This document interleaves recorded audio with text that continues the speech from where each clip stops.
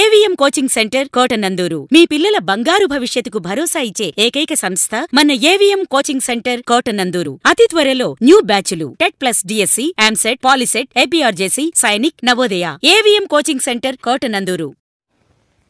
AP 45 news కి స్వాగతం. ఘనంగా రాజ్యాంగ దినోత్సవ వేడుకలు.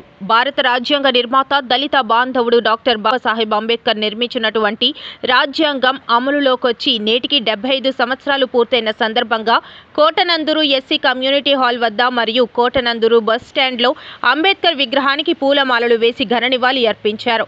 దళిత టీడీపీ మహిళా నాయకురాలు గంట అమ్మాజీ ఆధ్వర్యంలో ఏర్పాటు చేసిన ఈ కార్యక్రమానికి కోటనందూరు మండల మాజీ ఎంపీపీ దంతులూరి చిరంజీవిరాజు హాజరై మాట్లాడుతూ భారత రాజ్యాంగం చాలా గొప్పదని, అది అందరి హక్కు అని, దాని ఫలాలు అందరూ సమానంగా అనుభవించాలని తెలిపారు. మరో అతిథి వెలగ వెంకటకృష్ణారావు మాట్లాడుతూ రాజ్యాంగాన్ని ప్రతి ఒక్కరూ గౌరవించాలని, రాజ్యాంగం పట్ల ప్రతి ఒక్కరూ అవగాహన కలిగి ఉండాలని అన్నారు.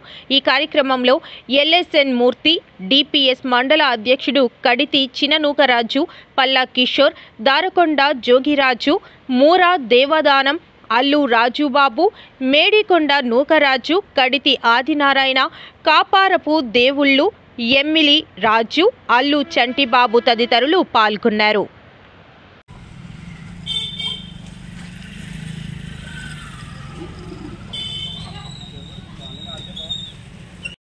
ఈరోజు కోటనందూరు గ్రామంలో ఈ కార్యక్రమం ఎందుకోసం చేస్తున్నారంటే, దళిత సంఘాలన్నీ కలిపి మన రాజ్యాంగం అమలుపరిచి ఈరోజు నేటికి 77 సంవత్సరాలు పూర్తి చేసుకుని 75 సంవత్సరాలు పూర్తి చేసుకుని 76 సంవత్సరాలకు అడుగు పెడతాం.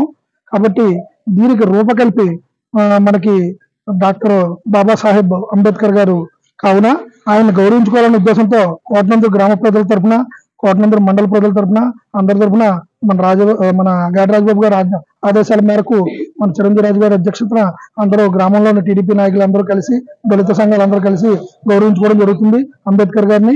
ఇలాగే మనం ఈ ఒక పద్ధతిని అవలంబించి రాజ్యాంగాన్ని మనం గౌరవించుకోవాలని కోరుకుంటున్నాను మనస్ఫూర్తిగా. సెలవు.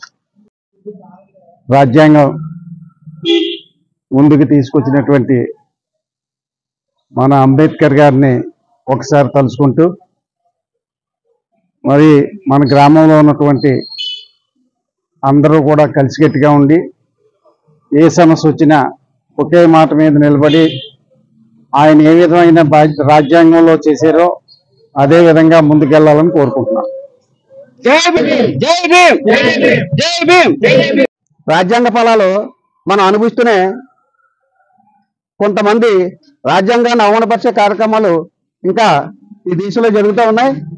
మరి వాటన్నిటిని అధిగమించి దళిత సంఘాలన్నీ కూడా మరి రాజ్యాంగ యొక్క విలువల్ని, రాజ్యాంగ యొక్క గొప్పతనాన్ని ప్రజలకి చేరు చేసే బాధ్యత తీసుకొని తద్వారా ముందుకెళ్ళాలని ప్రతి ఒక్కరిని కోరుకుంటూ సెలవు తీసుకుంటున్నాను. జై భీమ్. మనం ఒక చిన్న నినాదాన్ని చెప్పాలి. నేను చెప్తాను, ప్రతి ఒక్కరు కూడా దయచేసి సహకరించాలని మనం చేస్తున్నాం. రాజ్యాంగాన్ని గౌరవిద్దాం, రాజ్యాంగ ఫలాలు అనుభవిద్దాం, రాజ్యాంగాన్ని గౌరవిద్దాం, రాజ్యాంగ ఫలాలు ఆస్వాదిద్దాం, రాజ్యాంగాన్ని గౌరవిద్దాం, రాజ్యాంగ ఫలాలు ఆస్వాదిద్దాం. జై భీమ్. అందరికీ నమస్తే.